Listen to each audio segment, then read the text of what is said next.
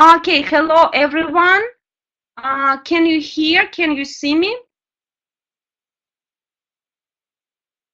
Okay, great. Sorry for this technical delay. It just I started talking and I didn't realize that I didn't turn on the sound and the video for you. Okay, so I'm happy that you are here today with us, and today we are having one more webinar, which is a bonus one, and we invited a lot of people to join it. But actually this is a part of our Trend English Online Summit. And our online summit is over at the moment, but all the videos from this summit are available, and you can go to this link and buy some of them, and maybe it's a good idea to watch them during our summer holidays. It's just because and to get ready for the next academic year. And also I'd like to invite you to the conference which we are having in the end of August, on the 27th and 28th of August, Trend English Games. Okay, and so the registration for this conference is also open, and we're gonna have a lot of fun. We're gonna play lots of games and quests, and have a really good time there. So the registration is open here. And now I'm happy to introduce our today's speaker, Antoine Marcq, who is an English teacher, and he is also the head of language school, and currently he's working in St. Pete, and he will talk today about building up fluency, and it'll be about how to work with adult students. So enjoy the webinar. Okay, Antoine, now the floor is yours. You have the... All right, hello everyone. Can everyone hear me? All right, perfect. So my name is Antoine Marcq. Today we're going to be talking about building up to fluency, and I'm going to call on your participation quite a lot because I believe in a practical approach. I want you to participate. Let me first give you an idea of what we're going to talk about and how the talk is going to go, how the webinar is going to go. At first, I suggest we share some sources of interest together. How we've evolved, how we've developed as teachers. That'll help us to get to know each other and understand how we are developing as teachers, how we're working together today. Then we're going to talk a little bit about why we talk, something we should never forget as teachers. It really helps us to teach a language if we always keep in mind why we talk, why we communicate. And finally, my two last points, I'm going to present to you something that we've put together through our experience with a fellow teacher and a colleague of mine, Tom Wiseman. It's a clear principle and a simple framework because we believe that we should help teachers to help students. Right now, there are a lot of things offered online. There are a lot of things offered to students, to teachers, new products, online teaching, Skype lessons, apps, things like that. It's making our market a bit too complicated, and I don't think it's really helping. We believe that a simple framework can really be the easiest solution. It provides better results for students and easier, simpler work, and it makes teachers happier. So, let's start with sources of interest. Are there any particular books that have really opened your eyes as a teacher? Maybe any videos, any sources of knowledge that really opened your eyes as a teacher, made you go like, wow, this is amazing.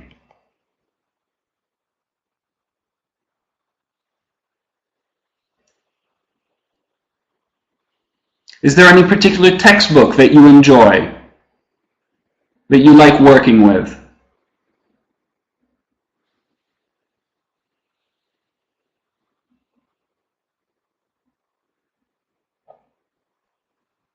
Okay, I see English, New English File, Macmillan.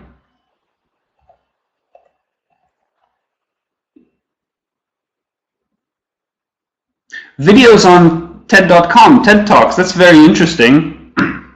I've used TED Talk videos for speaking clubs. It's quite a good source.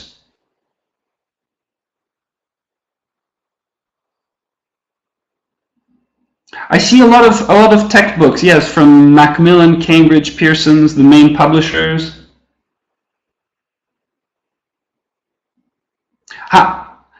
These are all textbooks.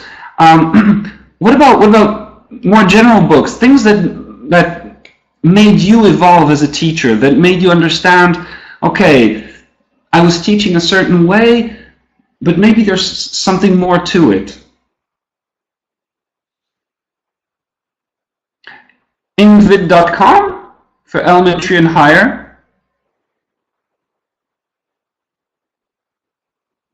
So you enjoy these Skype, not Skype, these YouTube video lessons. You use them in your classroom?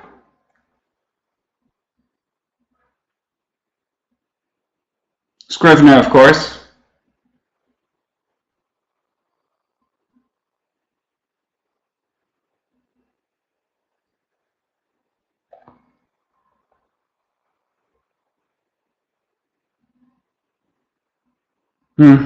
Very interesting. Penguin readers.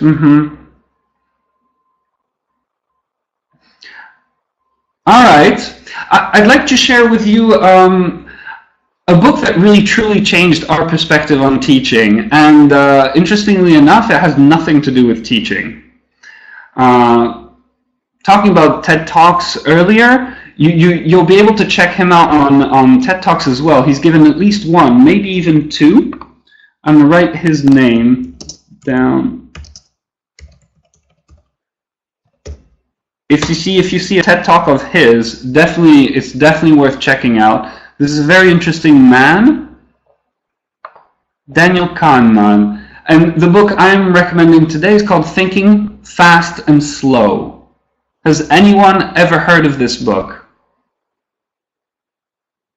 It's a quite popular read amongst businessmen, actually.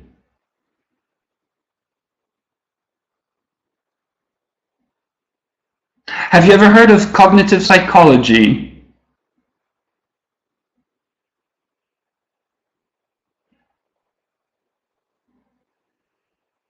Well, not to get into too many technical terms,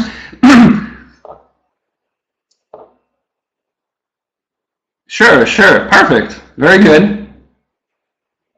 So, Thinking Fast and Slow, this is a very, very interesting book. I highly recommend it.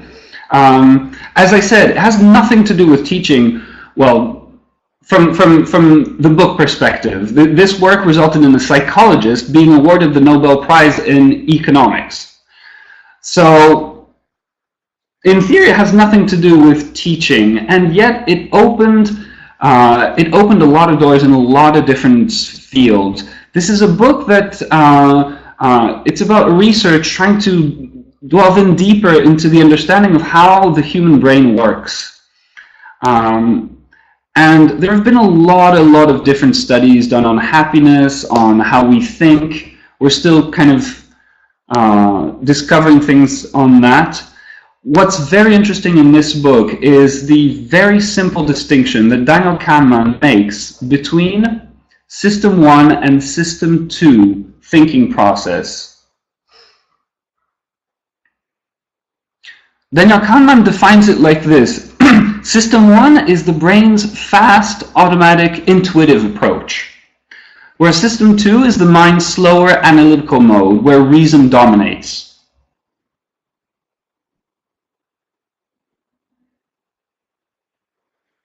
Is that clear?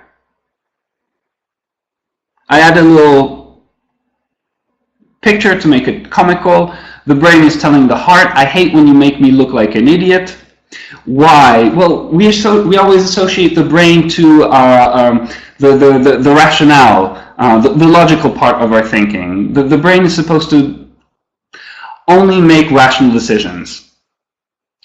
The heart follows, well, the heart wants what the heart wants. Um, in Daniel Kahneman's book, it's different. He's separating the mind, the brain, into two very distinct systems. All right. System one, our reflexes. Anything that is automatic. Probably the most simple example is when we're growing up, little children, even little toddlers, learn and build a lot of reflexes. Things as simple as, oh my God, fire burns. I think we all know the example of the little toddler that puts his hand on the fire. The toddler doesn't know that fire burns yet. And very quickly, the reflex is built because, ow, it hurts. It's survival mode. System 2 is the mind's slower analytical mode. That's where we learn. Okay, that's when we think. Sciences like math, physics, biology, chemistry rely more on system 2, because reason dominates. I think we all agree that in languages, reason does not especially dominate. Simple example, read, read, read.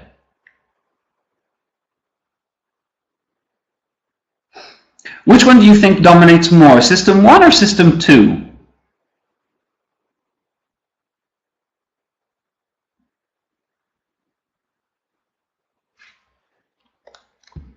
It depends. Why system 1? I see Mikhail answering system 1. Why do you think system 1 dominates?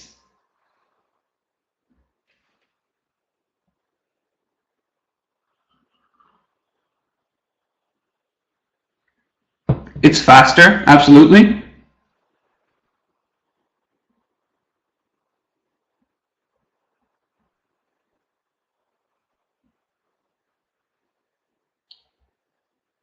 Why is it why it being faster makes it dominate? It's initial, all right.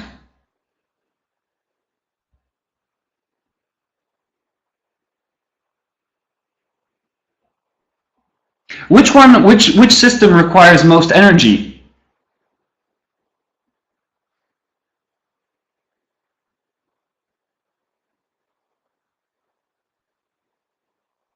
The second, of course, the second.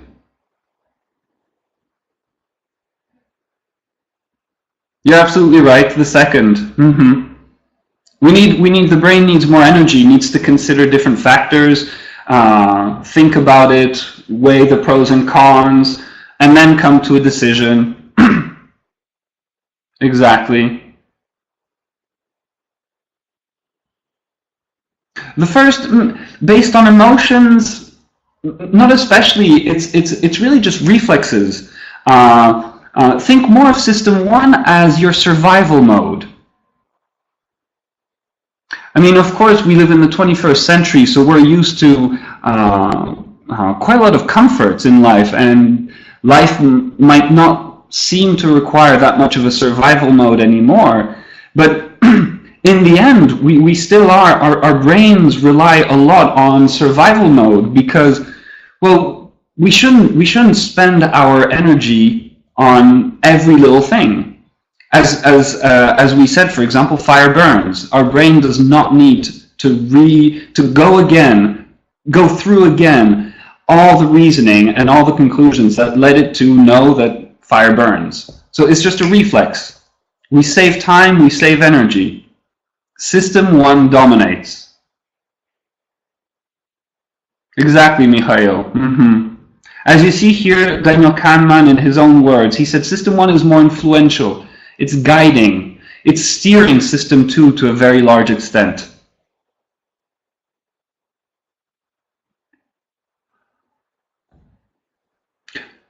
Why do you think I brought this up? Why would this book be a real eye-opener to me?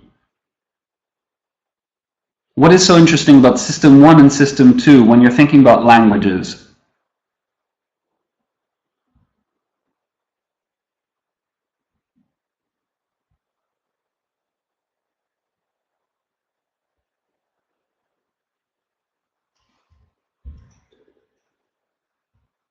Their cooperation.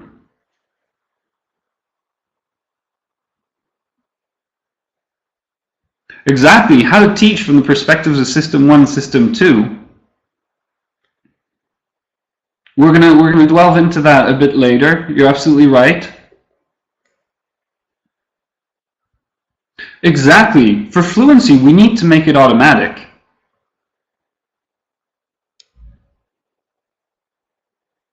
As I said before, sciences, when you're teaching maths, physics, it's a different story.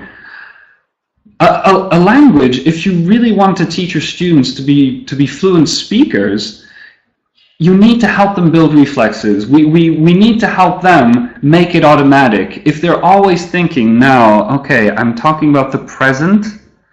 Okay, now is it present simple or continuous? It's not fluent at all. Absolutely. Same thing. When you're speaking in Russian, you don't think twice. Okay, I'm still learning. I've been living in Russia now for 10 years. Very happy, and I'm still studying Russian. Honestly, it's very interesting. Things like the verbs SV, NSV. To you, it's a reflex. You don't think twice about it. To me, it's not. I need help to build those reflexes. We need to do the same. Teaching English is exactly the same. We need to help students build their reflexes. There's no secret to it. This is my next slide to summarize exactly that, what we agreed on. Speaking a language fluently means speaking intuitively. You cannot be thinking about how you're going to say what you want to say. It should be just your brain thinks what you want to say, and it's a reflex. Understanding System 1 and System 2 can really help us teachers help our students. And it was a huge mind opener to Tom and me. We're going to go into it more in details. This is the conclusion we came to. System 1 and System 2. System 1 is what we want to help, we want to use it to build reflexes in our students. System 2, we use it to clarify the principle of language skills. That's all we need to do. We need to make it simple and clear. Why? Because we don't want our students to rely on System 2 when they're speaking. System 2, I don't like these when you're presenting a new target language, these long lists of rules, things like that. We're making the student think that System 2 is necessary, when actually it is not.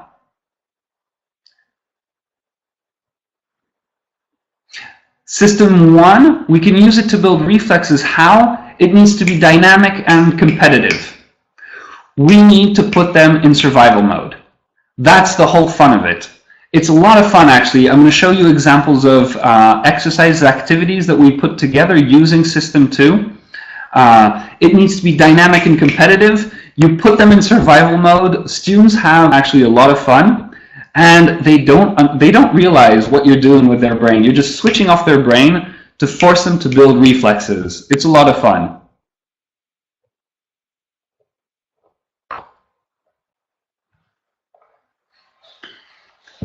So why we talk? Let's keep only one slide for System 2, because System 2 has been used in education for a very, very long time already. It's pretty clear. We want to minimize our use of System 2 because, again, we're not teaching them a science, we're teaching them a language. What we want to do is build reflexes. We just want to make sure, using System 2, that everything is clear, everything is simple in their mind. Sorry, the slides. There we go. Let's just take for an example. How do you teach third conditional? Do you have any tricks up your sleeve for third conditional?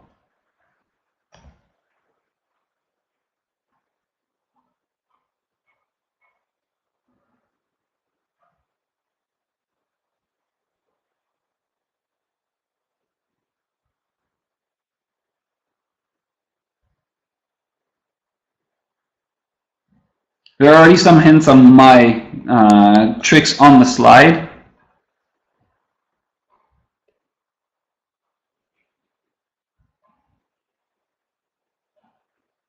From examples to rules, okay. Examples to rules, I like it. I like this approach a lot. Formulas. What kind of formulas do you use? How do you write your formulas?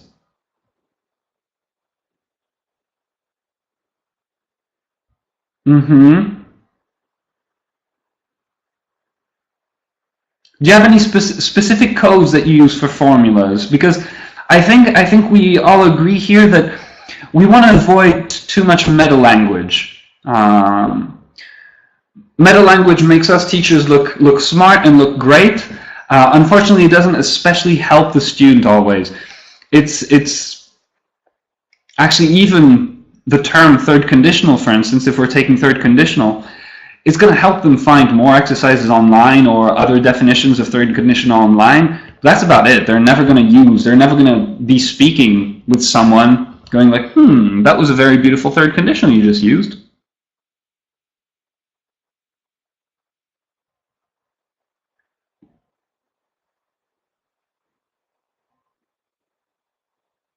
In your formulas, do you actually do you write present participle, things like that? What do you use in your formulas?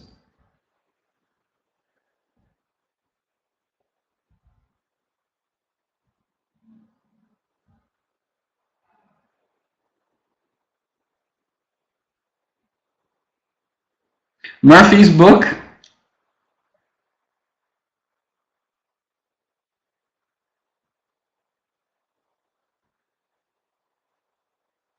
I honestly believe Murphy's book is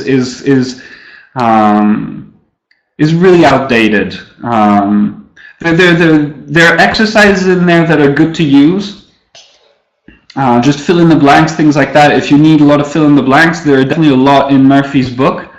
But the definitions, the explanations are, to be honest, I find them subpar at the best. There's something lacking in the Murphy definitions. Storytelling using other conditionals.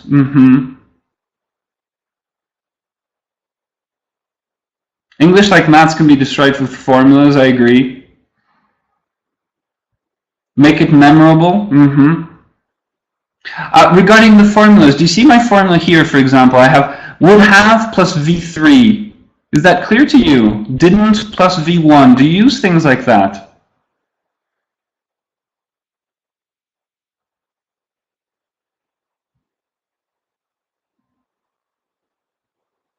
Absolutely, yes, yes, yes. Okay. I agree. I was just wondering. I think we all agree these are very simple techniques that really help students out. The less they need to think about this, the better. Just would have plus V3, didn't plus V1, things like that. So to keep it clear and simple, we agree we need to use formulas. That's one thing, of course. This makes it clear. This makes it simple.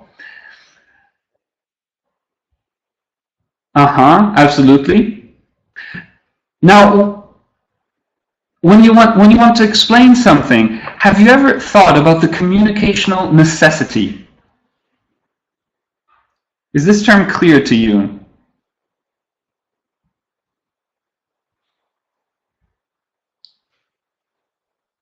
Perfect. This is, for instance, referring to Murphy. This is something I find Murphy lacks in the explanations, in the definitions. In Murphy, it's a lot of just dry rules that don't really answer the question why we talk. I asked about third conditional, for instance. Like, what is your trick? How do you explain third conditional? There are a lot of textbooks that talk about regrets, about this and that situation.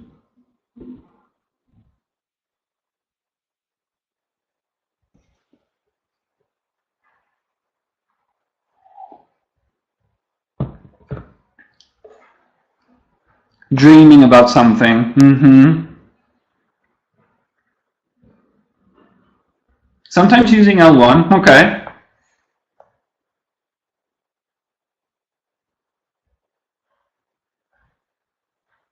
Why do you think third conditional came up? Well, why did people all of a sudden need this new language structure called third conditional? Why did people in England start speaking like this? What was the point?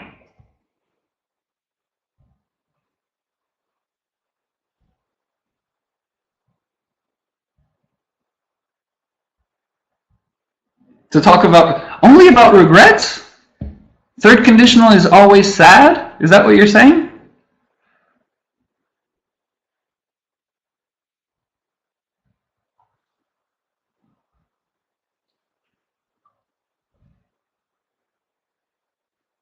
It can be the opposite. It can be something positive. To give advice, to show emotions. If you compare it to other language skills that are already out there, so you have past simple, past continuous, past perfect, to talk and discuss and criticize their past actions. Possibilities, suggestions.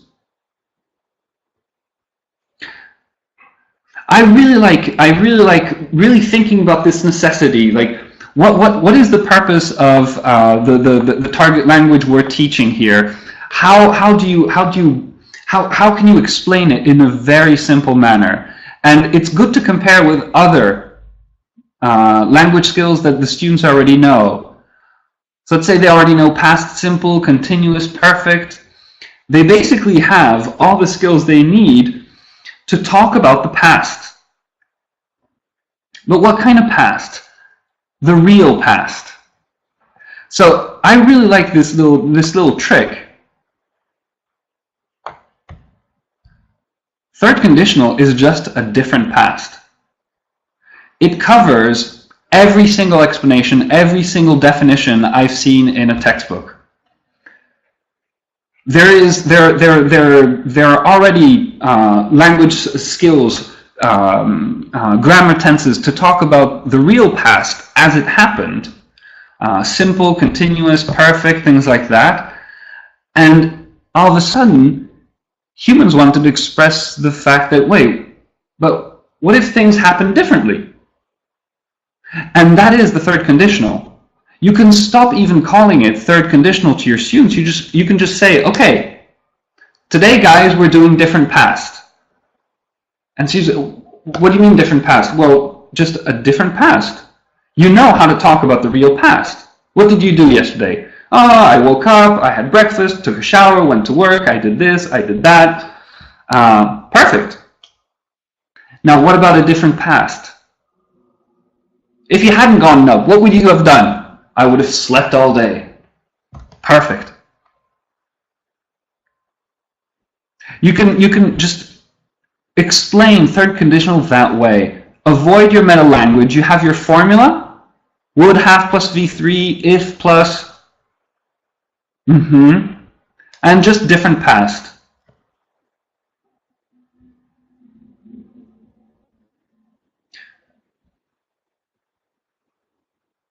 Very good. Hypotheses. You see, I've put the formula of past simple as well. This is something I like playing with as well.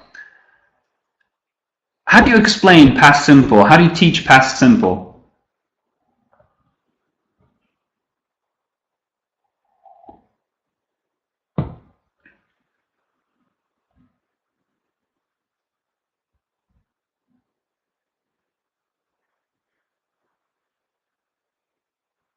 There is a little hint on my slide, I know.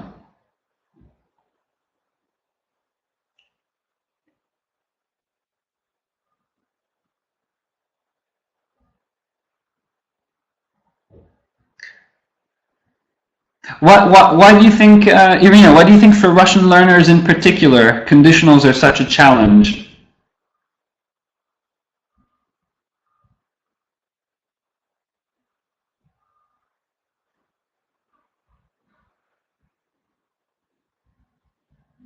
Oh, just because of the formula.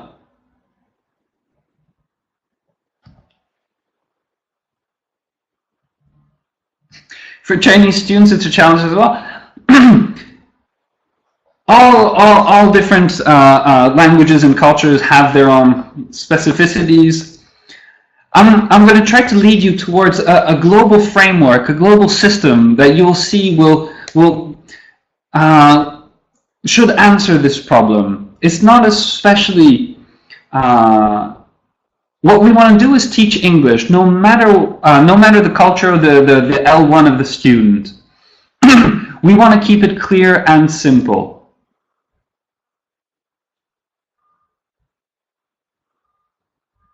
This idea of reality and not reality.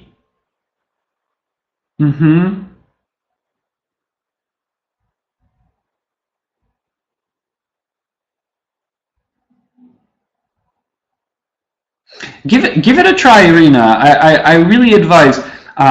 So second conditional is different reality. Third conditional is different past. And you need to drill. We'll go through the framework right now.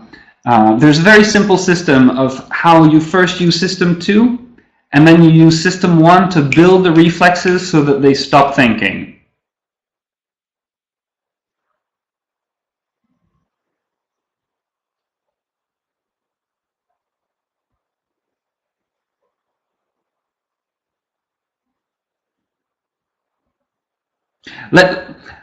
What about past simple? Did you see this little, there you go, moves the story. Finished action in the past, use of markers, examples, things like that.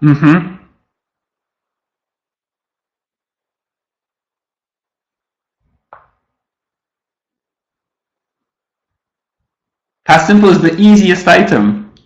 How do you oppose it to past continuous then?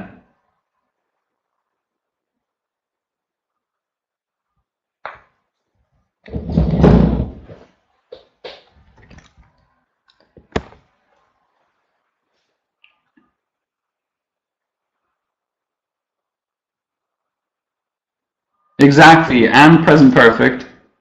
I found this simple logic is a very simple, very clear way to tell students what past simple is actually. It is just something we use to move a story in the past. Whatever is in past simple is just something that moves the story. I woke up, I had breakfast, I took a shower, I went in my car, I drove to the center, I did some shopping.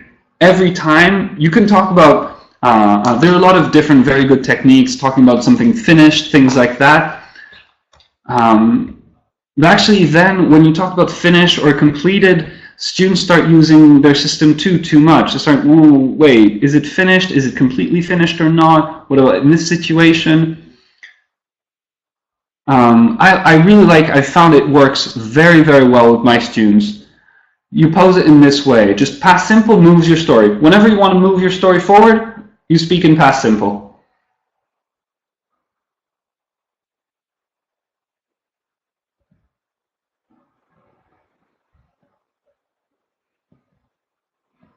All right, very well. Well, now that we're all clear on this idea of communicational necessity and how we can use it as, that's the only time we want to use our system 2 with our students, let's move on to a principle, a framework. What was very important to Tom and me, so we were two colleagues, fellow teachers, and we were all of a sudden faced with this challenge to come up with a system, not only for our students, but also for our teachers. There's always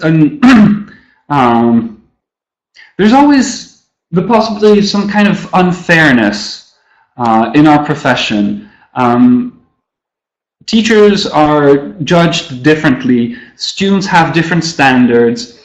We wanted to come up with a system that teachers could rely on in our team, that made them feel secure, that provided consistent results to the students. very good results, the best results, and was so consistent that students would not be opposed, would understand changing teachers. You know how students get really attached to one teacher and are like, no, no, no, no, no, I cannot change teacher. It can be truly a problem for a team of teachers. I mean, we're all in this together, and we're here to provide the best results, We do that together as a team. So we start thinking, how can we simplify this? How can we use System 1, System 2, and make a clear system for teachers? Make us happier and our job easier as teachers, and that will make the result of our job better. We call it the EAT principle. EAT works this way. E, you want to first establish basic logic and structure. Any target language you're going to cover with your students, at the beginning, what you first want to do is just establish basic logic and structure. What we were talking about, for example, with past simple, third conditional, things like that, is basically your presentation. You're establishing basic logic and structure. Third conditional, you would limit it to different past, if plus had plus v3, would plus have plus v3.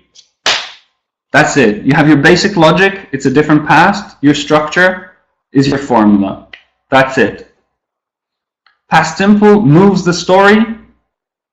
V2 or didn't plus V1. Keep it very clear, very simple. You establish the basic logic and structure, and you're going to use typical exercises like fill in the blanks, make the sentences, things like that, just to check that they understood it. A is for automate. That is our key moment. We want to bring fluency to our students, and we want to automate the new skill. It's really interesting. I'm going to show you examples of exercises, types of activities that you can use to do that. It's a lot of fun for the students and for the teacher, honestly. And T, the last part, is where you test instincts. It's also a very, very important stage. Why? Because I don't know if in your experience, I've been teaching for a little while now, 10 years, and at first I was pushed into the communicative approach, and I was using textbooks like Straightforward, New English File, Cutting Edge. Have you ever noticed situations like this where, for example, you're teaching third conditional? You're using that wonderful textbook. You explain the rules. Things seem to be clear. You do one or two fill in the blank exercises, or make the questions, or make the sentences. It seems like the students get it, and you're like, all right, I can go to my production, my communicative approach production style exercise, which I'm really proud of. It's engaging, they're going to have loads of fun, and I'm going to hear loads of third conditionals. You give it to them, and they truly, truly enjoy it. They really get into it. And you're listening, and you don't notice any third conditionals. You might notice one or two from your best students, but most students are relying on what they're comfortable with. It's absolutely natural. If you think about it. If you place yourself in their shoes, or actually, if you think about when you were studying another language, when you find something interesting, you want to participate. And so you're going to rely, it's only natural, you're going to rely on what you feel comfortable using. So instead of using that third conditional that you just learned, you're so into the activity that you want to participate, and you're trying to formulate your regrets or whatever you pointed to third conditional. You're trying to use past simple.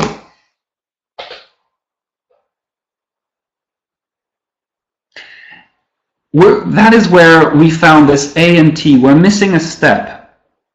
First of all, we didn't automate the skill before we gave them a very engaging production activity. And second of all, we didn't test their instincts. We need to test their instincts to understand how far we can go with a production activity.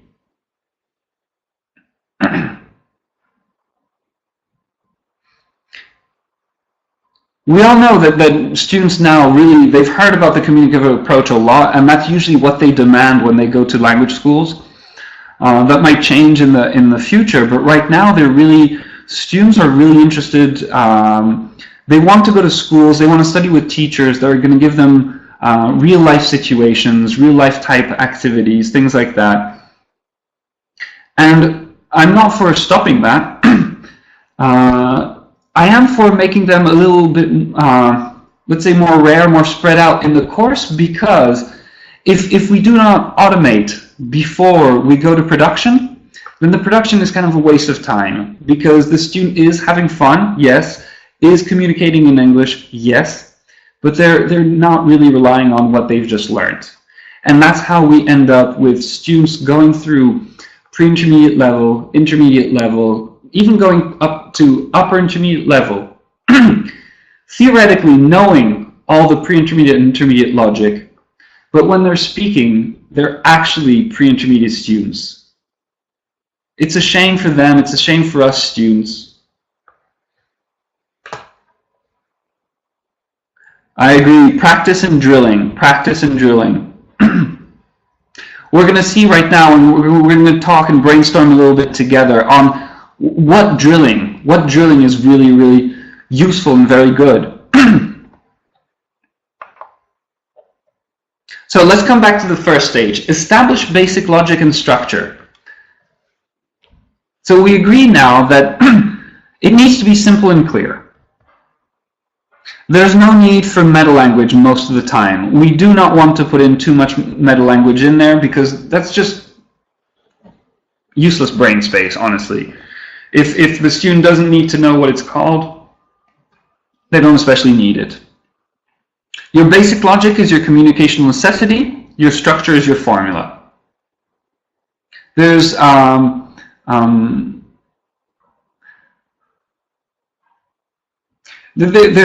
really a key to keeping it simple. I really recommend keeping it simple, because grammar might seem complicated, but actually the reason we use that particular grammar is not always that complicated. Past simple moves the story. Past continuous gives context or paints a picture.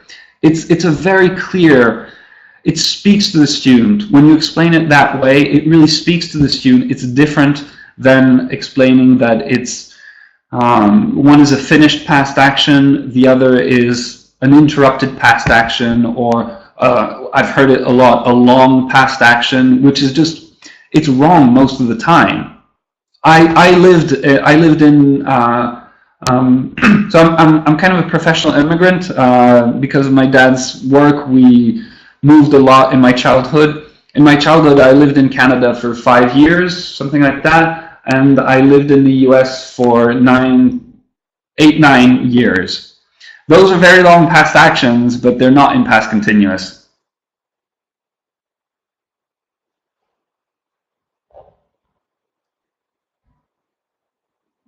Are there any other grammar definitions like that you've noticed? Are education relied on them for a long time, but they're actually wrong a lot of the time.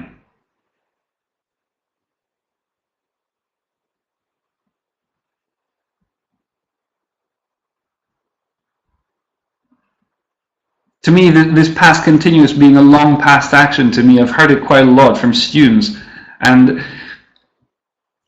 it's just not right. It doesn't explain what past continuous is. Past simple can be a very, very, very long past action as well.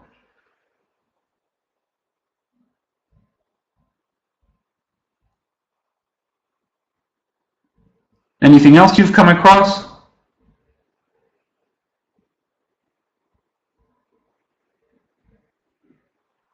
There's some keywords that you want to be careful. I know, for example, who was it? I believe it was Mikhail who brought up Murphy. And don't get me wrong, Murphy provides some very good fill-in-the-blank exercises, for example. But it also sometimes promotes wrong ideas. For example, telling students that when you hear always or never, always use present perfect. It's not true. I can use always and never with past simple, with past perfect, with future. associating just and present perfect is not right, because I can use just in other tenses with a different meaning, for instance. Gerund. Okay, I'll have to think about that. Let me make a note of that.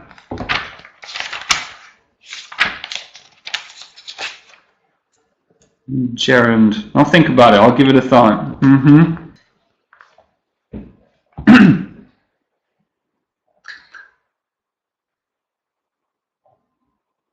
Look, I'm showing you here another example of a way we establish basic logic and structure. Here I'm giving you the second conditional, as somebody brought up a bit earlier that Russians find it difficult. I highly recommend try this approach. This is just a type of material we prepared for our teachers. So second conditional, we talked about third conditional as different past. Here it presents second conditional as a different reality. It's really straightforward, okay? If plus V2 or didn't plus V1, and then would or wouldn't plus V1, or could or couldn't plus V1, for instance. These are all, this formula, you tell students, this formula helps you picture a different reality. And it covers all those different cases of giving advice. If I were you, well, I'm not you, it's a different reality. I'm putting myself in your shoes. That's how I'm giving you advice, basically.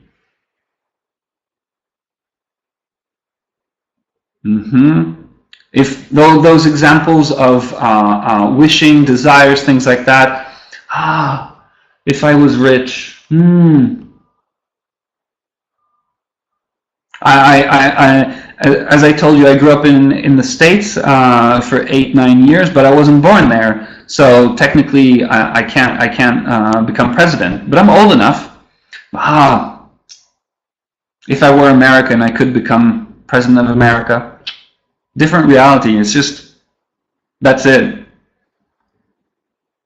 What book is it from? Oh, that's our book. We've put together a book of these. Yes, this way we approach it, establishing basic logic and structure. So we've come up with these communicational necessity definitions for all of these target languages. We put it together for our teachers, and now we've designed it. We've designed it like this. Basically, as you said, as you brought up Murphy, we didn't want our teachers to rely on Murphy because it's outdated, first of all, because second of all, some things are wrong in Murphy, unfortunately. It confuses students. We prefer this very simple approach. So second conditional is a different reality. Third conditional is different past. When you want to establish basic logic and structure, you want to rely on something like that, something very simple, very basic. You see here you have the definitions, you have examples that you can rely on, and simple exercises, fill in the blank exercises, things like that, make the sentences, make the questions. Those are basic exercises.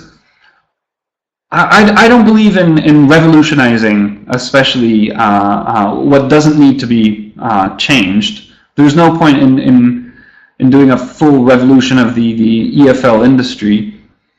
These type of exercises have a very big value in students. It's very important to drill and check the understanding.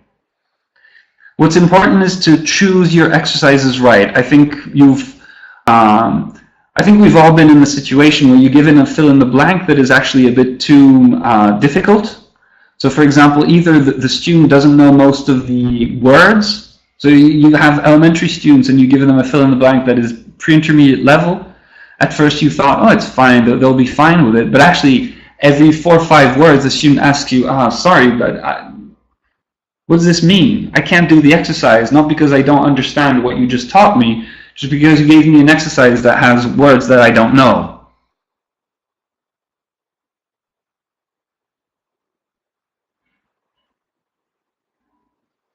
Where do you usually find your exercises like this? You just use the ones in your textbooks? Straightforward, cutting edge, things like that?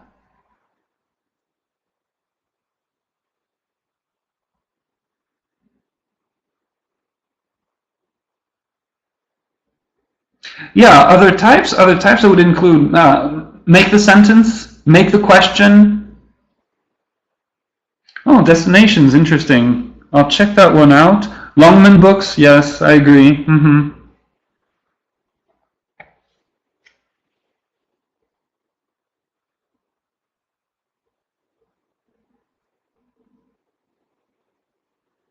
Oxford Grammar, Cutting Edge, Gateway.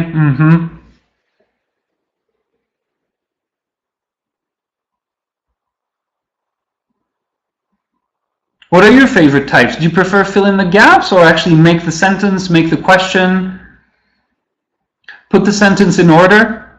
You know, when you jumble the words of a sentence and the student needs to put them back in order?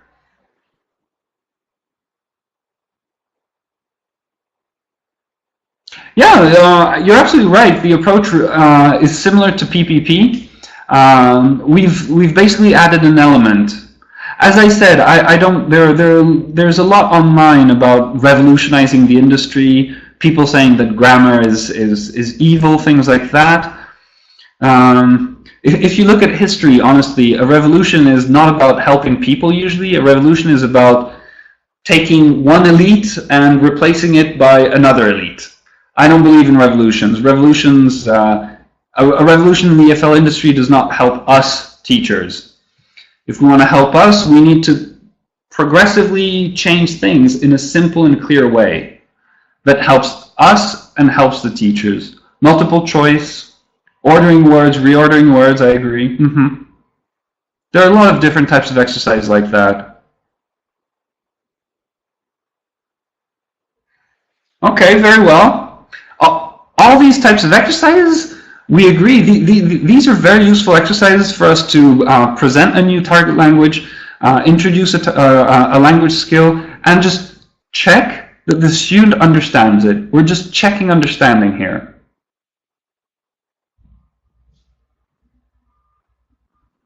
Now, closed questions, open questions, Now that we've checked, let's move on to that key stage. As you said about PPP, the little problem missing in PPP, for instance, is this automate. When you want to automate a skill in your student, it needs to be dynamic and competitive. Why does it need to be competitive? There might be other techniques. For now, practically all our games for P2, for automate stage, I'll explain P2 later, are competitive. Why? Why? Because our goal here is to distract system 2. Because naturally, our student just learned something new. And we help through basic logic and structure. We help the student use their system 2 to accept this new target language. Okay, this is how it works. Okay, it makes sense. I'm happy with it. Great. Now that we want to automate it, we want to switch off the brain. You're absolutely right. I have no problem saying switch off the brain. When we explain it to our students, when we're testing students or things like that, and we explain it, when they have questions about methodology, we tell them that and they laugh. They say, what do you mean, switch off my brain? Yes, we need to put you in survival mode, basically. We need to switch off your brain or distract your mind. And we're going to drill, drill, drill. So, it needs to be dynamic. It needs to be competitive. Why? So that the student gets excited and is like, okay, I'm going to win this. I'm going to beat the other student no matter what. And they're so into it, their brain is devoted to that goal. And in the background, to be able to win the competition, the student needs to speak as fast as possible. So the brain is naturally just building reflexes to be in survival mode, to be able to do it as fast as possible. That's the theory of it. Let's do a few examples, and I'm going to ask you to participate. It's going to be fun. I'm going to introduce first, oh, sorry. Let's go back first before I show you. I'm going to introduce first a type of P2 a type of automated activity that we call short answer race. We all know that in English we have these simple yes or no questions that require a very simple answer. Are you French? Yes, I am. No, I'm not. Do you work here? Yes, I do. No, I don't. Are you sitting down? Yes, I am. No, I'm not. Have you been here before? Yes, I have. No, I haven't.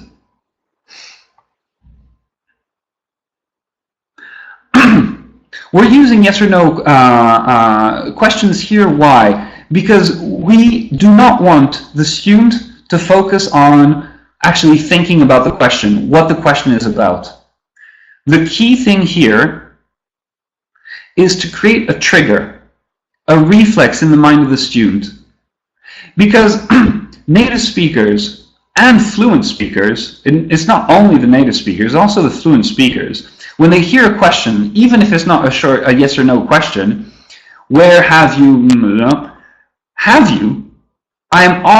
there's already a trigger in my mind, I'm already ready to answer. The tense is there, it's built. And that is exactly what we want to do with our students, and it helps them. It really helps them to build reflexes, to associate their certain grammar tenses to certain times, certain cues, triggers. You can use this at beginner level and build it up. So for example, here we have a first short answer race. What you do with this, our teachers and us, you cut this up in little cards. As you see, this is like basic beginner level. Only are you questions. So you cut these up. You have a group of students, and student A and student B are basically going to compete against each other. First, student A is going to go through the cards, asking each question to student B, and student B has to answer, yes I am, no I'm not, yes I am, no I'm not. In student A times. So it goes like this. I'm going to play student A and student B. Are you English? No, I'm not. Are you Joey? Yes, I am. Are you 25? No, I'm not. Are you Monica? Yes, I am. Are you 55? Yes, I am. Are you American? No, I'm not. Are you 10? Yes, I am. Are you Canadian? No, I'm not. Are you Rachel? Yes, I am. The truth is not important here. The only thing that is important is to answer correctly, grammatically. Now, let's say student A timed me and gave me, like, for example, 7 seconds 13. Then we swap cards, and it's like, okay, who can beat 7:13? Okay, ready? My turn. Are you English? No, I'm not. Are you Joe? Yes, I am. Are you 25? No, I'm not. Are you Monica? Yes, I am. Are you 55? Yes, I am. Are you American? Yes, I am. Are you 20? No, I'm not. Are you Canadian? Yes, I am. Are you Rachel? Yes, I am. 6 seconds 23. Yes. It's very important. The charisma of the teacher here. You need to drive your students this way, to make it competitive, to force them to, yes, okay, I can beat this. Wait, Antoine did it in 6 seconds 23. Okay, 6 seconds 10. 6 seconds 10. I can do it, right? 6 seconds 10. Okay, my turn. Okay. Are you English? Yes, I am. Are you Joey? No, I'm not. Are you 25? Yes, I am. Are you Monica? Yes, I am. Are you 55? No, I'm not. Are you American? Yes, I am. Are you 10? No, I'm not. Are you Canadian? Yes, I am. Are you Rachel? Yes, I am. Did I make it? Yes! It's really exciting. We've done this with students of all ages. Believe me, it doesn't matter how old you are. Competition is always fun. It's a lot of fun. And you really are completely distracting the brain of your student in that way.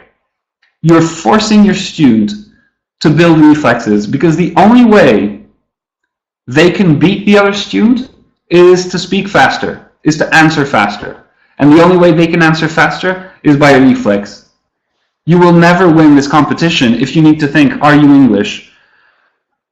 Are you? I'm going to answer I are, I is, I am.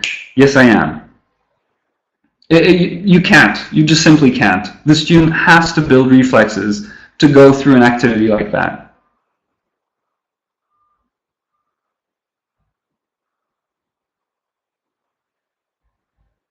And you can see I got a bit excited with all this. I suggest, so I did this first one, as you saw, I did this first one myself. This was just are you. Now, very, very basic beginner level. But even at that level, as you see, using a simple activity like that, you're building their reflexes. They will have much less trouble in the future with to be. Instead of teaching to be once, and then moving on to present simple, present continuous, and by the end of the course, beginner course, they've forgotten to be. No. Let's build up. So look at my next short answer race. The next short answer race is when I've taught them present simple now, but I don't let them forget about to be.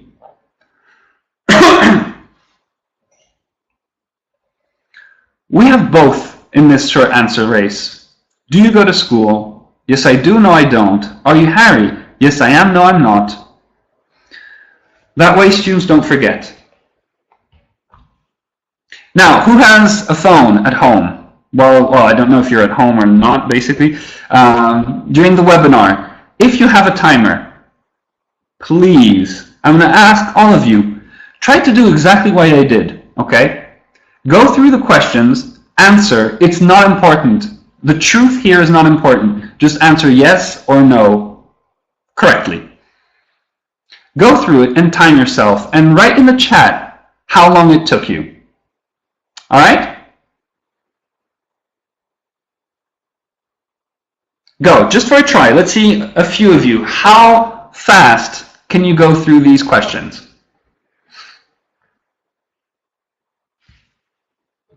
And I'll refill my water.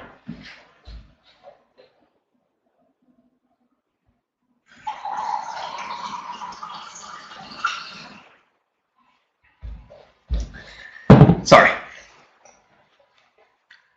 10 seconds. 15 seconds. Awesome.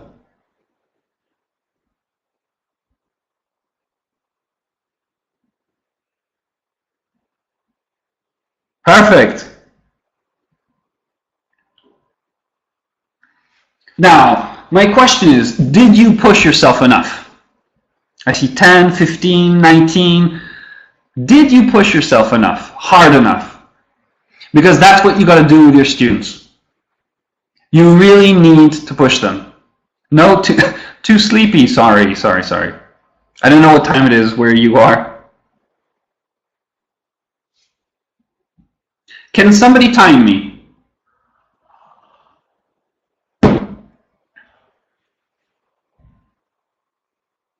If somebody can time me, can you just write yes? Yes, all right. Ready, steady, go. Do you go to school? Yes, I do. Are you Harry? No, I'm not. Do you like sports? Yes, I do. Are you Hermione? Yes, no, I'm not. Do you like dragons? Yes, I do. Are you English? No, I'm not. Do you like magic? Yes, I do. Are you 31? No, I'm not. Do you do magic? Yes, I do. How long? 11. 14, 12, 96. Okay, we have various. Okay, let's do. Let's pick the one in the middle. Let's say I did it in 12.96 seconds. Now come on, I dare you. Can somebody beat me?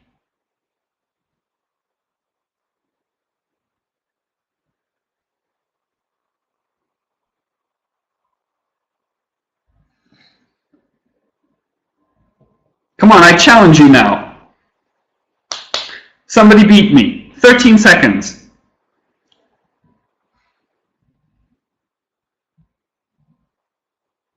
12.19.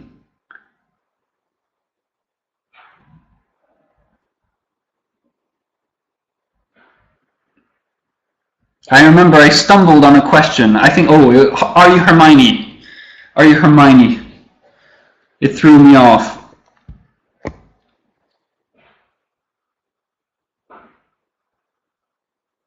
Competition is exciting. It's fun.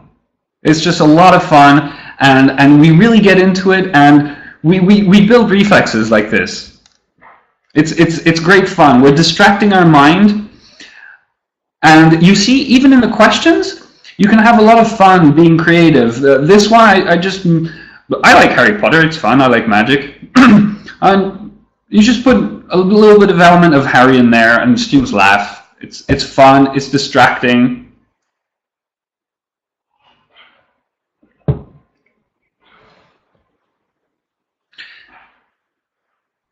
Again, as I said, these short answer races, we build them up. So we started with to be, and you notice it was to be only with you. But then we have a short answer race with to be with all subjects. You might want to have a special short answer race where you introduce to be in the form there is, there are. You introduce present simple. You might want to stick to present simple only with you at the beginning, and then you add he, she. Yes, she does. No, she doesn't. Then you add present continuous.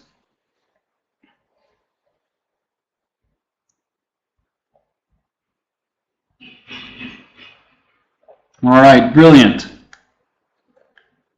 I have a lot of fun with these. So, and finally, we move to our T of EAT. Remember, eat. EAT, test instincts. So test instincts is where we introduce a production type activity.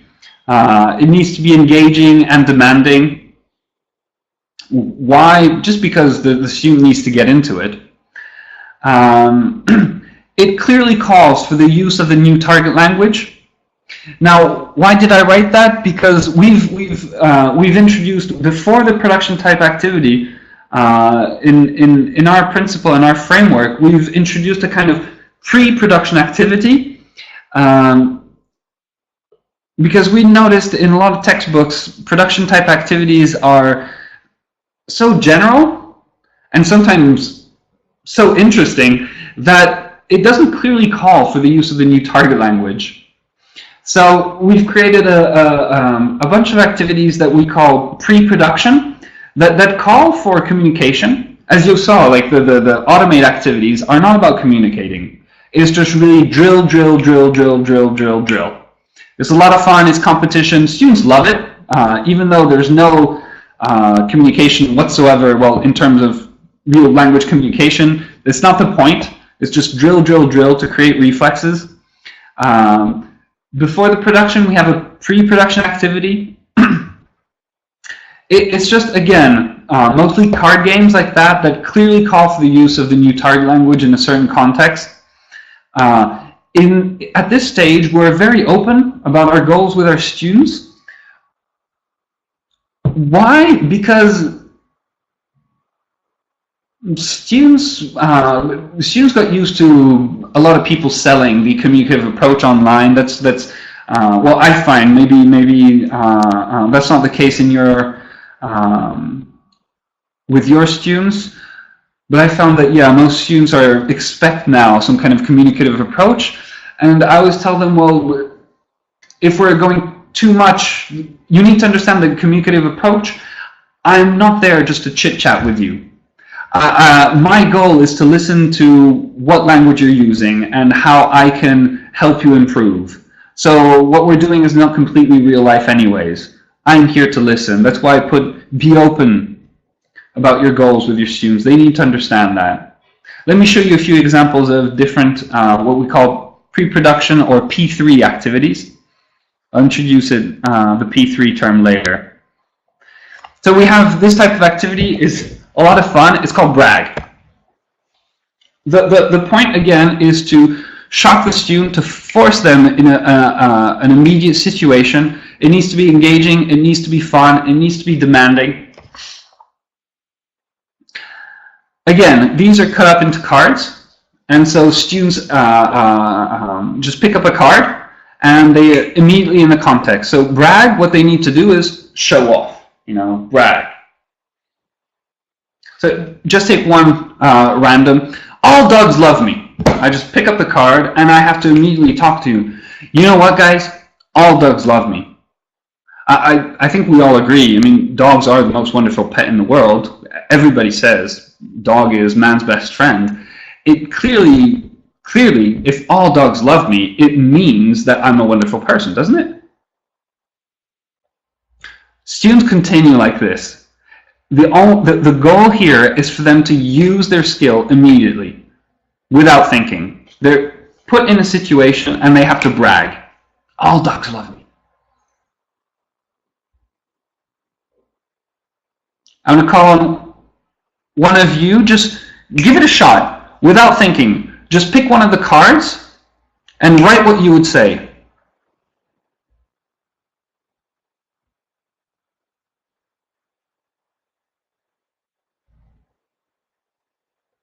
Oh yeah, absolutely. But all dogs love me. Absolutely all of them. It doesn't mean I love them. Big, small.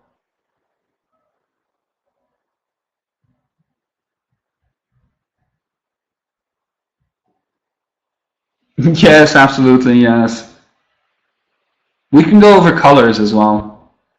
Black, brown, everything. What about cats? The problem is that because all dogs love me, I'm never alone. There are always dogs around me, and so I cannot check whether cats love me or not because they're too afraid to approach me. I'm always surrounded by dogs.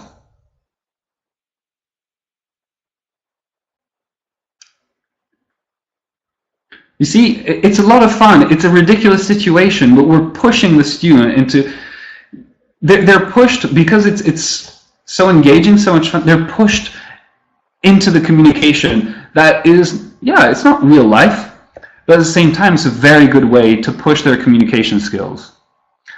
So wait, we've got Liana telling us that she has excellent taste in fashion. Who dares to argue? Well, Liana, we have no idea. We can't see you. So you have to tell us exactly what is so excellent about your taste in fashion.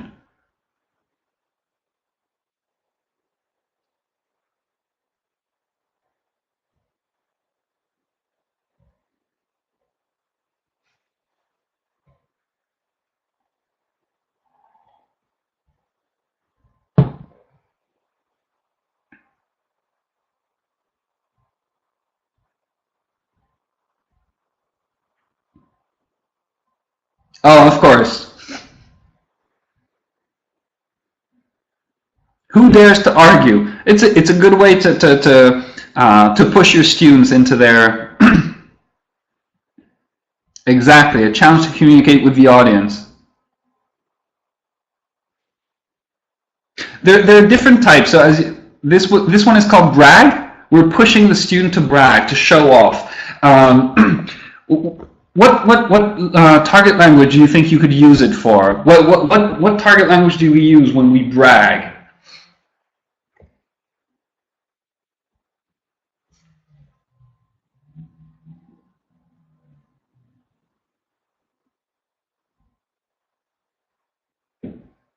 Absolutely, present simple. You can use this at a very low level. Actually, you can use brag just for present simple. I do this, I do that, I'm great.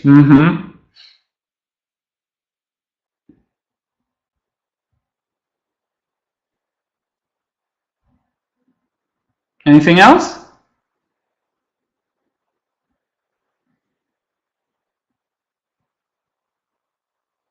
Absolutely, superlatives. There are a lot of other examples, imperatives. Have you thought about it? Present perfect, for instance. Present perfect is a lot about showing off. When textbook tells students that present perfect is used to make a list of experiences and things like that, it doesn't mean much. I mean, a list of experiences. Who makes a list of their experiences? You don't make a list of your experiences. What you do is you show off. Oh yeah, I'm a great traveler, you know. I know the world. I've been there. I've been here. I've lived in America. I've lived in Canada. You're bragging. You're showing off. Gerund, adverbs of frequency. I have excellent taste in fashion. I remember Liana said she has excellent taste in fashion. She can use present perfect to make a list of everything she has bought, all the wonderful compliments she has got from people. Great. I'm going to give you a few more examples. Look, this type of exercise we call convince. So it's a very, all the runways she's been to, exactly, perfect, very good. This one is called convince. Exactly the same idea. You cut them up into little cards, and student A, student B, it can be done in groups of 3 or 4 as well. Student A picks up a card, let's start a YouTube channel, and just boom, immediately, go for it. Convince the other students to start a YouTube channel. Hey guys, you know what? Have you heard about it? I mean, there are people that are called vloggers now. They're bloggers, but they're doing YouTube videos. They're earning lots of money. I think, you know what? I think we could do a vlog together. Hey, you know what? It would be very interesting, given the current international climate. Let's do a vlog together, a joint vlog of a foreigner and a Russian living in Russia. It will be very interesting. Lots of people are going to follow. Bam, bam, bam, bam, bam, bam, bam. You're getting the students just to react now. Use the language you know. Speak. Who wants to give it a shot? Look at the third card. Let's move to Siberia. Come on. Convince me to move to Siberia.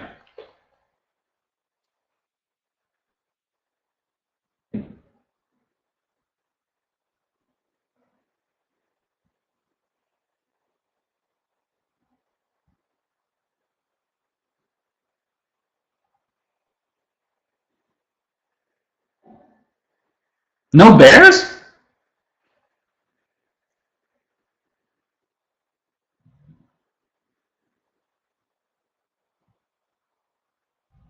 Great nature, landscapes, fresh air, that's true. Although honestly, I live in St. Petersburg, and the air is pretty fresh here as well. Got very strong wind coming in from the bay. Only animators just like bears, okay. People are great there.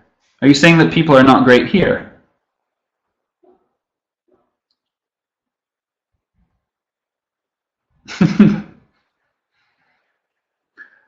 Perfect. As you can see, you can use all kinds of different language skills to convince. You can use it for a lot of different language skills. Very open-hearted. Perfect.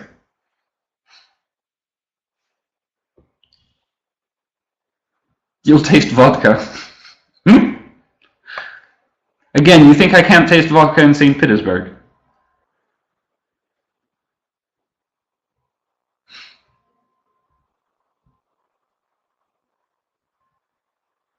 Russian sauna, yes, the banya. All right, let me show you another example. I know it's quite different, I know. I've been living in St. Petersburg for 10 years now, and yes, sometimes people tell me, no, that doesn't mean you've been living in Russia for 10 years. It's not exactly the same. I need to travel a little bit more. I am going to. I'm going to be at the Trendy English Games Conference in Moscow. I hope to see you there. And we might move a bit even further around Russia. The dividing key, yes, absolutely.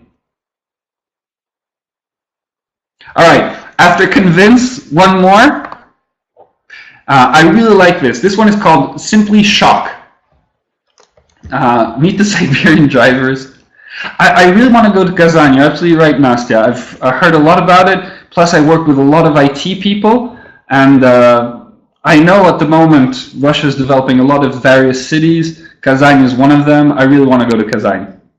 Okay, moving back to the topic at hand, building up fluency. Shock. I really like this one. The idea is basically just shock. The students, again, you cut these up in cards. The student takes a card and boom, just reads it out loud, and all the students have to react. It's a lot of fun, a lot of fun. Ooh, I made a typo on the third one, as you can see. Hide, not hid. Let's take that one, for example. Guys, will you help me? I need a place to hide. Please? Will you help me? I need a place to hide.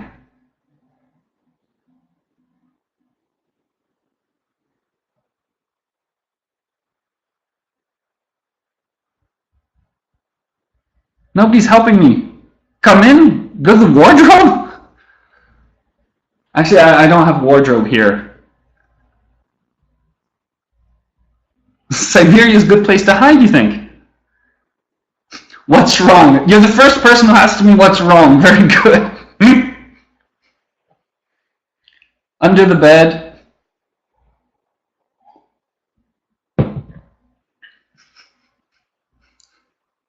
Very good.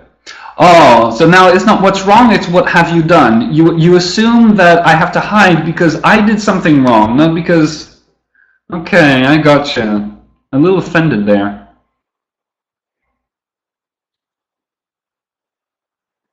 These shock activities are a lot of fun. You'll see students will have very different reactions. You're really pushing them right now to speak. You're pushing them in a communication situation. It's a lot of fun.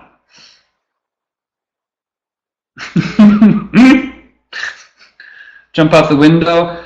Sorry, Michael, I prefer Milena's advice. I'm just going to close my eyes, all right?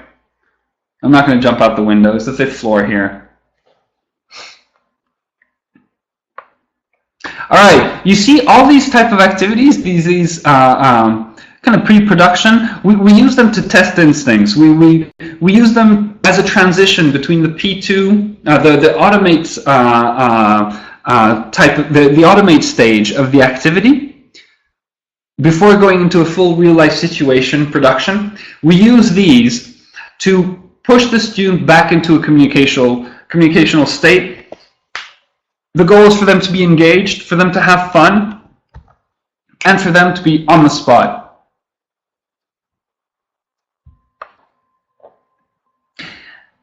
It's a very nice system. Why? Because it provides both the teacher and the student structure. I like structure. I'm actually, yes, by education I'm an engineer, so I like systems, I like structure. Structure is very important. It really, it makes our life so much easier. It makes our life easier for many different reasons. First of all, because, well, we're teachers, we know we have a lot of work. Lessons are one thing, but we have to prepare for the lessons. We have to move around sometimes. Some of us teach at different places, different locations. It's demanding because a lesson requires preparation, yes. Then after the lesson, we need to check homework, we need to grade tests, we need to speak to parents or speak to students. It's quite demanding. Structure also helps us if we need to speak to the students or the parents, actually, because if we have a clear structure that we can tell them we're relying on, everything is clear in their heads as well. They understand where they're going, and they can trust us more. They have more confidence. That's something I think I've noticed in Russia a lot. I had noticed it in America and in Europe. I think you've noticed it as well. The parents trust teachers less nowadays. There's more an association of teachers as being lazy or things like that, and so we sometimes need to convince our students, convince the parents of what we're doing. It's part of the sales of our profession, basically. This structure really helped us out, really helped our teachers out, and now we have a few partners. It helps them out as well. It's very clear for us as teachers to prepare our lessons, to feel confident, to feel structure, and for their students, our students, to feel that trust and that confidence. So we characterize the activities like that. When you establish basic logic and structure, that's basically your presentation, and we call it P1 type activities. It's the first stage of fill in the gaps, make the sentences, reorder the words. We talked about a lot of different types of exercises. We classify them as P1 in our system. It's just easier to find. Automate, at that stage, the type of activities, we call them just P2. It's a simple way in our system to clarify, to explain these activities, to find them. We have P1, fill in the gaps, simple checking understanding. P2 activities, you're building reflexes, you're making automatisms. The purpose is to have a clear structure. When you're testing instincts, we call them P3. That's before production. This classification just helps structure everything. The production comes after P3. The presentation comes before P1. Let me give you an example of a lesson plan. So let's say at lesson X, P just stands for practice. We have practice 1, practice 2, practice 3. Let me give you a more practical example. So let's say I'm preparing my lesson plan for lesson X. Okay, I'll repeat the classification right now as I'm going through my lesson plan. So I've got this new target language that I want to present. It's lesson X in whatever course, whatever level, whatever age group, it doesn't matter. So this is just lesson X in the middle of a course. I have a new target language to present. So I'm going to present it in a very simple way, simple and clear. As we said, establish basic logic and structure. I present the new target language using examples, maybe using a reading or a listening. There are a lot of various techniques. There are things you can use from textbooks. There are your own tricks. Just keep it clear and simple. Then I'm going to go to P1, type activities, fill in the blanks, reorder the sentences, make the questions, rearrange the words, things like that. Something very simple where I check their understanding. Remember, this is all at the first stage of E, establish basic logic and structure. I'm just checking their understanding. After that, I've got planned P2. It's the second stage, automate. Okay, I want here to build their reflexes, make it automatic. I can use short answer races, what I showed you. There are a lot of different types of activities that we've got called card flips, for instance. Here we're making it automatic. And then P3, I'll plan a little P3 activity. That's my T, test instincts. Shock, brag, convince, something like that, to basically push them into a communicational state and test. I'm listening to see if they're using that.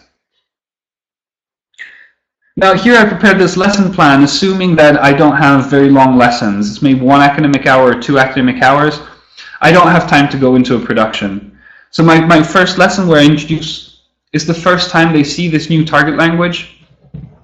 I keep it simple. I'm not going to go into a full-scale production with a real-life situation. I'm keeping it simple. I'm going to spend more time on the P1, a lot of time on P2 to make it automatic. And then during the lesson, I'm listening. I'm paying attention to where students are struggling. And this structure really helps me. Well, first of all, it helps the student because the students know my structure. They know where they're going, and they're fine with it. It really reassures them. They're confident in the educational process they're following. They're like, okay, We know what we're doing. Right now, we're doing these competitions. We know what we're doing. We're building our reflexes. It doesn't matter that we're not doing a real-life situation because we know where Antoine is going with this. They're confident and they trust me. I listen.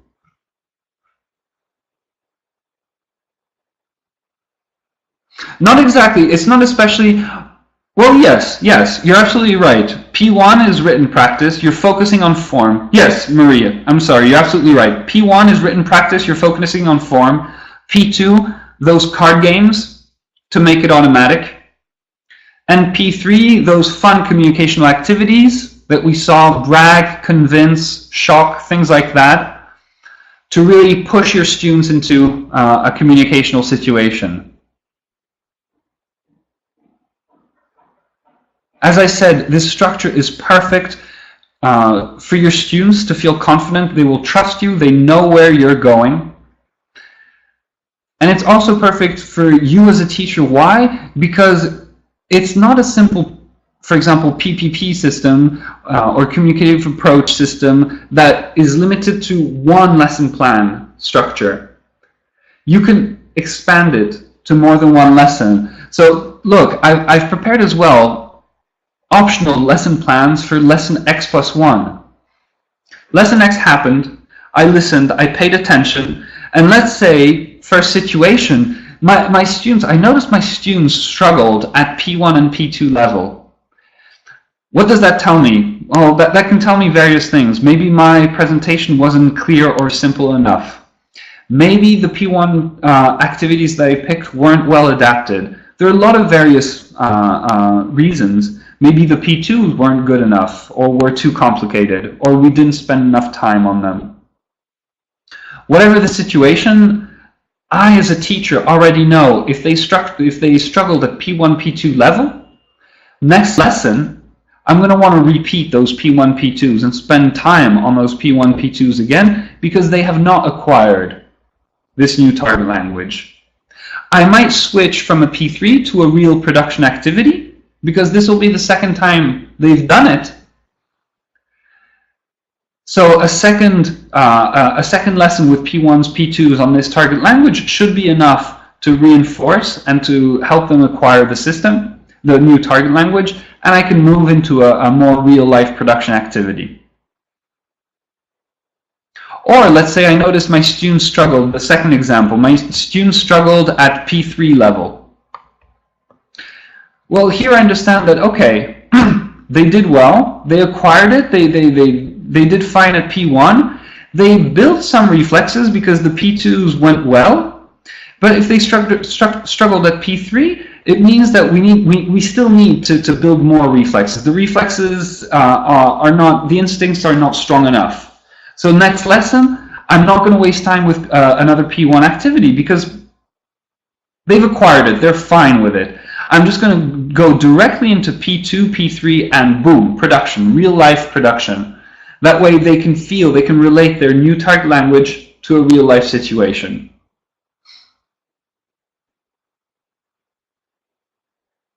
Is P1, P2, P3 clear now?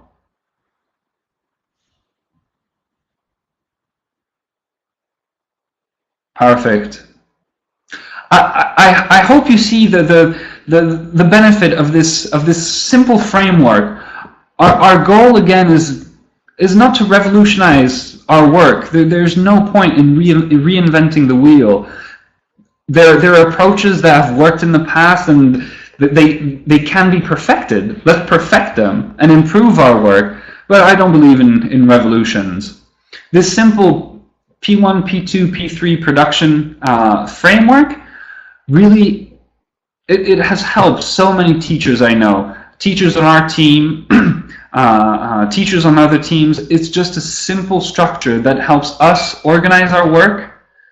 Organization helps us save time, save energy, which is honestly, time and energy is very important in our profession. We give a lot. We really give a lot. So we need to save that time and energy. And it's a simple structure that you can use to build trust and confidence with your students. your students will understand what you're going after. They will trust you way more as a teacher. I've put it on the last slide as well. As you can see, it's flexible for teachers, it saves time and effort, it builds up fluency in students at a very early stage, and it's a clear reference for students. Practice makes perfect. I absolutely agree. Absolutely agree. That's what I believe in. Happier teachers make more satisfied students. It's not more technology makes more satisfied students. I don't believe in that. The technology is not there yet. Definitely not. So I believe I'm sorry. I believe I kind of went over my time. If you have any questions, I'm glad to stay a bit longer. We can have a Q&A session. Liana, I'm not sure if we can do that. In any case, I've put on my last slide, here's my email. Feel free to contact me about any questions. I'll be glad to answer.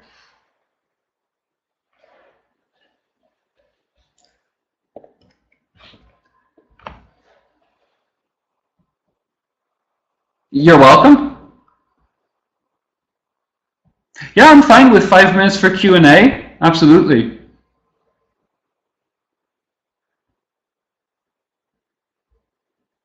I would like to go to Novosibirsk. Yeah, absolutely. I've got a few cities on my list. You struck two of them, Kazan, Novosibirsk. I really want to go see Baikal, but I know that's a bit different. Okay, I'm sorry, just to pop in. We have Trend English Siberia, and there is a representative of Trend English in Siberia. And actually, we are planning a series of workshops in Novosibirsk in autumn. So, Perfect. you're welcome just to join the team. Okay. So, any questions to Antoine?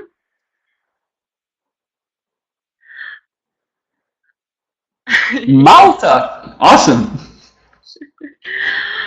Okay, thank you, Antoine. That was just a great talk. Lots of interesting ideas, lots of things to pick up. I just recorded a couple of short videos and put them online for other people who are not with us today to see it.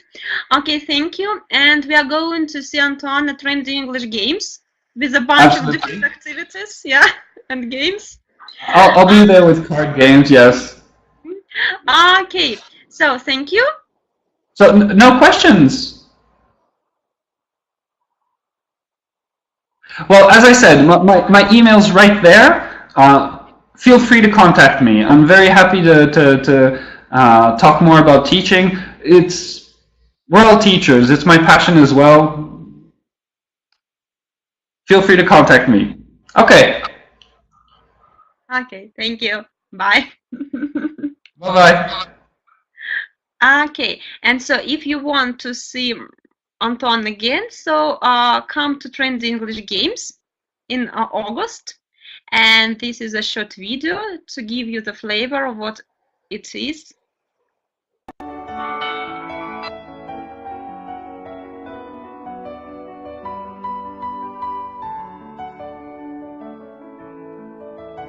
Перед каждым уроком английского языка учителя готовят что-то интересное для своих студентов. Мы ищем новые форматы, необычные задания, конечно же, игры. Ведь мы знаем, что играть на уроках английского любят не только young-learnеры, но и подростки и взрослые. В августе мы приглашаем вас на потрясающие The video doesn't play on my screen. форматы обучения английскому языку. 27 и 28 августа Trendy English Games. Команда Trendy English, StudyCraft и QuestKeys приглашает вас в подмосковный лагерь. За 2 дня вы познакомитесь с большим количеством игр для young learners, very young learners, teens и взрослых. Вы также узнаете, как правильно организовывать игры с разными возрастами. Свое участие уже предварительно подтвердили Петр Степичек, Елена Зарнавская, Катерина Сташевская. На конференции вы познакомитесь с различными игровыми форматами, карточными, словесными, настольными играми, играми живого действия, а также научитесь создавать свои квесты. Вы станете участниками уроков, построенных на играх. Вы окунетесь в атмосферу пионерского лагеря 80-х годов, сразитесь с космическими пиратами в ночном лесу, перезагрузитесь и получите заряд вдохновения перед новым учебным годом. Приходите на Trendy English Games, август 27-28.